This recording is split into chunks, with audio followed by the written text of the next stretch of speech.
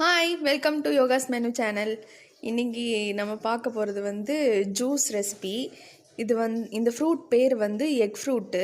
ஏன் இப்படி சொல்கிறாங்கன்னா, இந்த ஃப்ரூட் பார்க்குறதுக்கு வந்து மஞ்சக்கரு இருக்குல்ல, முட்டையில் இருக்க மஞ்சக்கரு மாதிரி இருக்கும். டெக்ஸ்சருமே அதே மாதிரி தான் இருக்கும். அதனால தான் எக் ஃப்ரூட்டுன்னு சொல்கிறாங்க. இது வந்து குட் கொலஸ்ட்ரால் நிறையா கொடுக்கும். அப்புறம் முக்கியமான ப்ரோட்டீன்ஸ் கொடுக்கும். அதுக்கப்புறம் இம்யூனிட்டிலாம் நல்லா பூஸ்ட் பண்ணும்.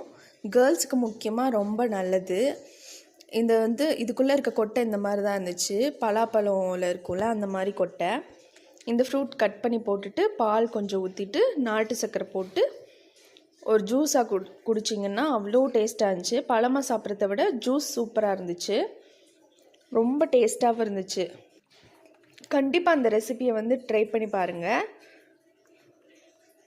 அப்புறம் நம்ம சேனலுக்கு சப்ஸ்கிரைப் பண்ணிடுங்க. தேங்க்யூ.